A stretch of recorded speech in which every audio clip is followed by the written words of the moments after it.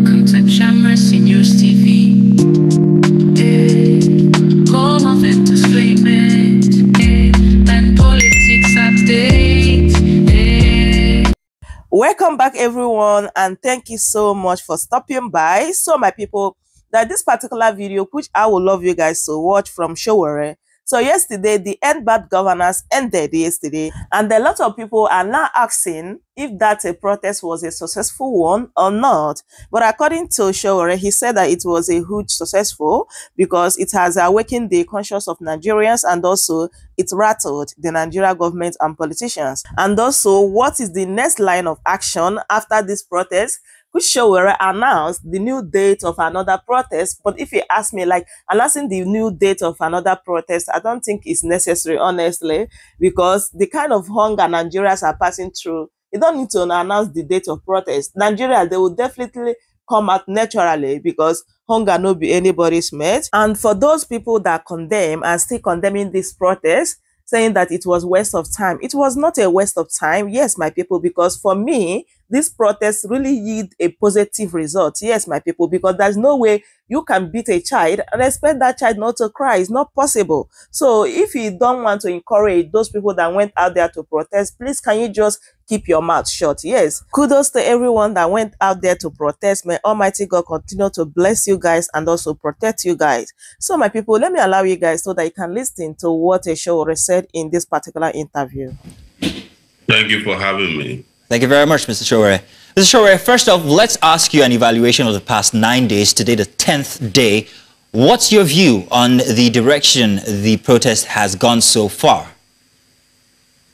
Well, it has been very, very successful, and I'm not saying it because we're involved. It is my own assessment, and we're starting to see that the people of Nigeria have woken up, and the sleeping parts of Nigeria also waking up. I watched this morning a clip by a group of Nigerians known as Patriots visiting Tinubu in Abuja, asking him to start the process of making a people-oriented constitution. That's our number one demand out of the 15, and they made an eloquent request about the need for it. I cannot speak to the processes they suggested because that's not something that we are interested in right now. But people are waking up, and they also made it very clear that they told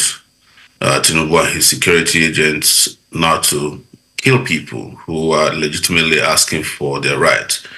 And you have seen that there's been a lot of rush in terms of interventions. Suddenly, they're releasing money left, right, and center for grants. They are making all kinds of efforts to to make sure that Nigerians are calmed down. But it is for us a little bit, I mean, too little, too late. But this is 10th day as I'm speaking with you. Abuja is on the streets to for the grand finale, and I think Lagos will join soon. Port Harcourt will do so, but we must not forget to mention that a lot of high-handedness, extrajudicial killings, and a lot of shenanigans by security agencies would not be overlooked. This was completely terrible handling of Nigerians who are asking for their rights peacefully that we saw in Kano, we saw in Kaduna, even in Lagos, where thugs were driven to various centers where protests were happening to beat up peaceful protesters and even journalists, including your journalists. I'm surprised that you didn't ask the Lagos guy why they decided to send thugs to beat you guys up. But that's a conversation for another day. Oh, yes, indeed. I mean, speaking of the demands and the protests, today is the last day. Demands have been made, and the government, the president has come out to address it. And he also talked about somewhat of a negotiation or some sort of talks on the sidelines. But if I'm correct, about some days ago, you posted a non-negotiable list of demands that are core demands of the protesters. And those non-negotiable demands, I must have to ask, this is day 10. right? If it's non-negotiable, do you think that it's been achieved then? No, this is day 10 of a series of revolts that will hit Nigeria if these demands are not met within a period of time. And let me let you in today, being the first, sorry about that, being the first station that we will tell this, that these protests will resume from the beginning of October. And they might even resume earlier, depending on situational variables. And when we start in November, we will not stop until these demands are met. So already that conversation is going on among planners and organizers and the public, members of the public about this. So just to get it right, 1st of October, which is Independence Day. Yes. Well, they're on Independence Day. We want to fight for real independence starting from that day. Now, I must ask, given all of the situation that have occurred during the hashtag #EndBadGovernance protests, from the dispersing of protesters with live bullets, ammunition, to the curfews that was imposed, as well as the events that we saw in Kaduna and Kano, do you think that still going back on the streets to demonstrate is the answer to call for these demands? Yes, because that's the only language they understand. They don't understand any language that is just mere sending letters to them. But this is not about sending love letters to people in government. People have been cheated. People have been abused. They have been deprived of their fundamental rights, social, economic and political rights, and they're asking for redress. And so there's no going back in terms of there shouldn't have been a break, but it was the decision of those who are planners and organizers of this that we do our first 10 days as a rehearsal, and the main thing would hit after that. Mr. Sowore, certain agencies, governmental agencies, immigrations, finance and all, have talked about certain scrutinies regarding people who they consider sponsors of the protests. First question is, are you a sponsor of the protests here in Nigeria? One, and if you are, have you noticed any indication that you are on some sort of watch list, whether by the immigrations or by the financial institutions here in Nigeria? And also your roundabout view regarding that watch list. That's the people who should be on watch list. The people who created hunger, starvation, and unemployment, not people who are trying to erase it. But we are Nigerians and we understand how they think. The second aspect of it is that I have been on the watch list of Nigerian government since 1992, when I was part of the student leaders in Nigeria that fought against Ibrahim Babangida, then general and head of state, during Babangida Moscow. So I don't know why they are wasting their time mentioning watch list again.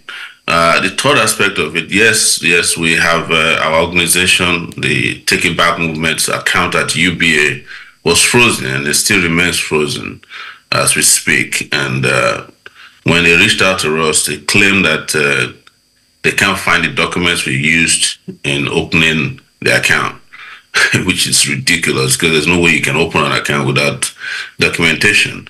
But we know the game, and but it's also important on the fourth note and last that the individuals who are in these agencies who are making this ridiculous, utterly ridiculous and illegal statement should understand that there's no law in Nigeria or internationally that allows any citizen to be placed on watch list when they have not committed any crime known to your own Nigerian laws. So it is completely illegal, irresponsible, and reckless on the part of the immigration person to say that they are watching some people from diaspora, and as a result, if they come into the country, they'll hand them over. For me, I don't even care. Anytime you want to hand me over when I come back, I'm ready. And my bag is always packed. But So, and I'm sure many people who got involved in this knew that this going to be, they are in it for a long haul, and are not worried about So, this. sir, So just to I know be, you just asked to the be question if I'm absolutely a clear, sponsor. to be Yes. absolutely clear, did you just say that the Take It Back movement is responsible for or has been sponsoring the protest, just so that we're clear? They are championing the protest. Championing. Is different from sponsoring. Different from sponsoring. Could you tell us the difference between the two? The protest is sponsored, or the revolt is sponsored by hunger. That's the main sponsor of the revolt.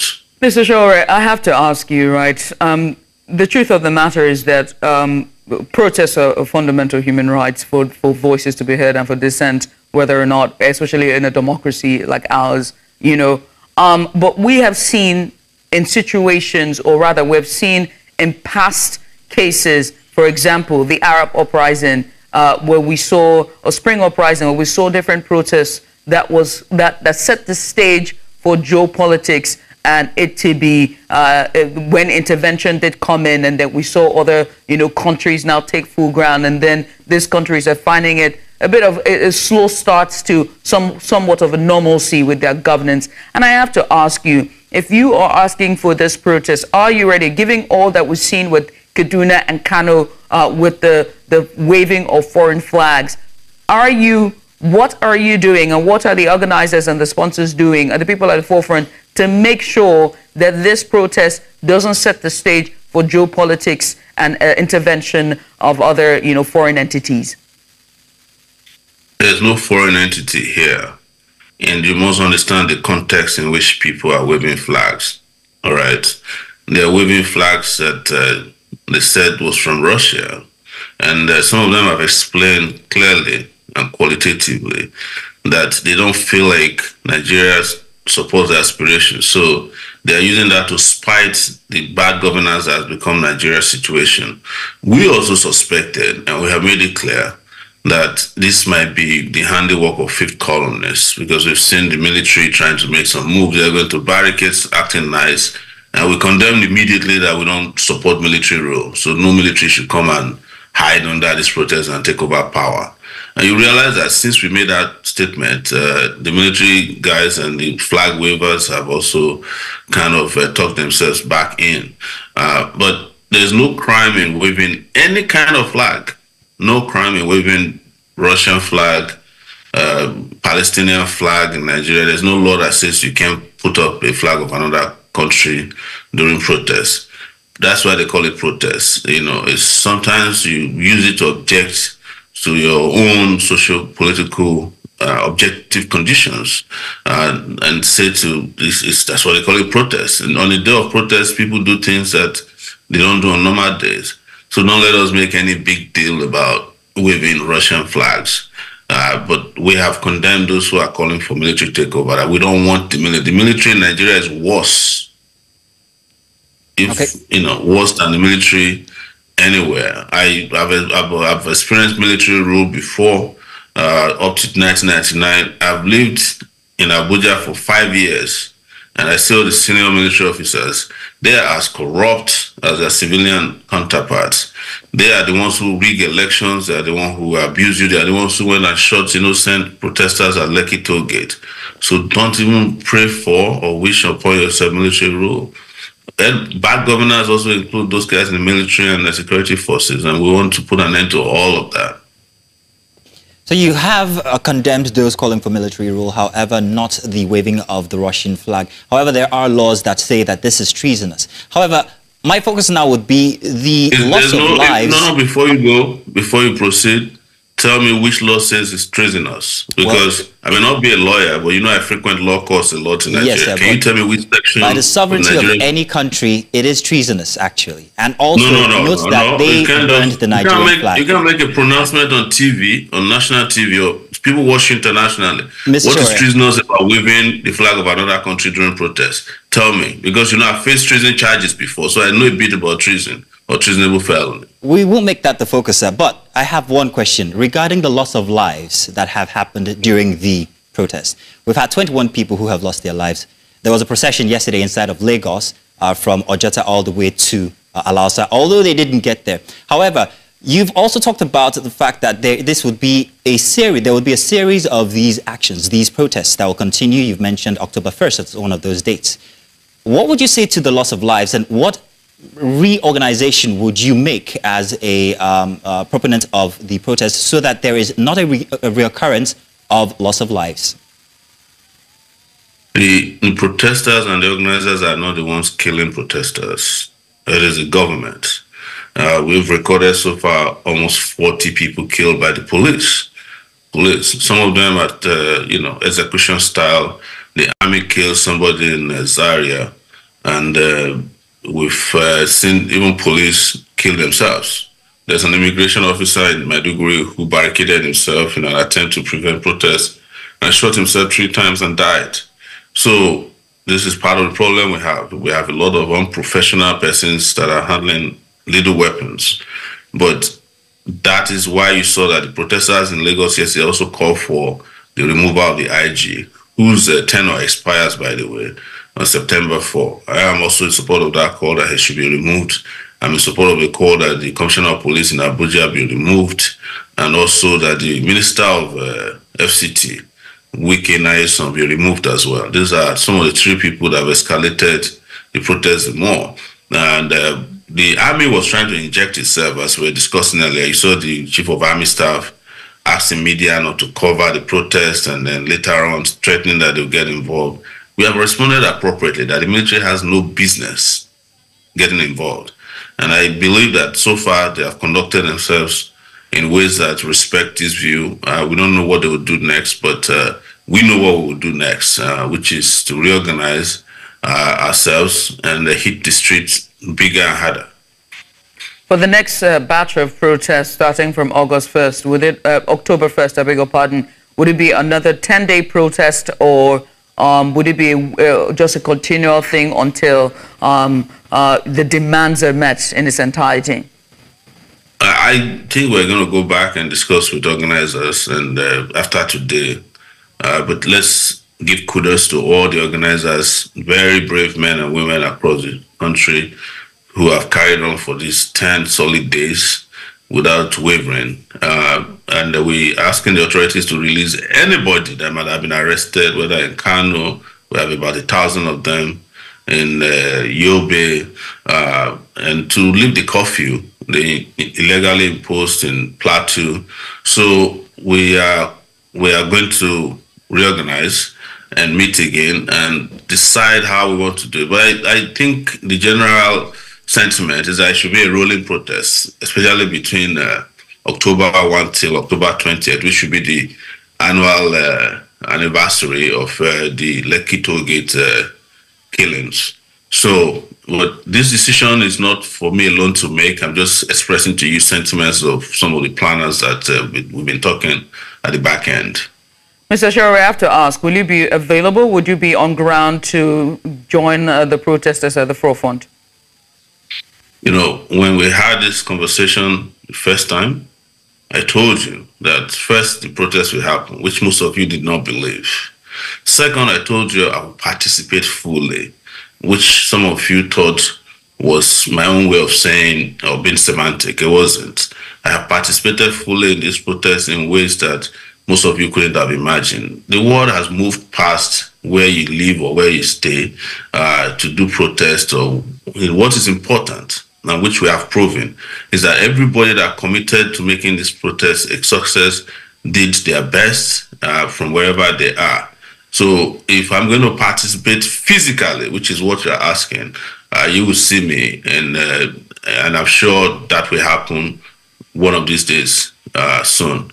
But the most important thing is that we all participated in this, including you guys, because I saw you guys in the media took a lot of heat, tear gas, and then just seeing your Lagos guy being rough handled live on TV broke my heart. So thank you all. Also, yeah, well, I mean, we're just doing our job to bring the news to our viewers. But I have to ask, you said that you have contributed to the protest in some way or the other. I want to know, just to be clear, what were the roles besides being there physically?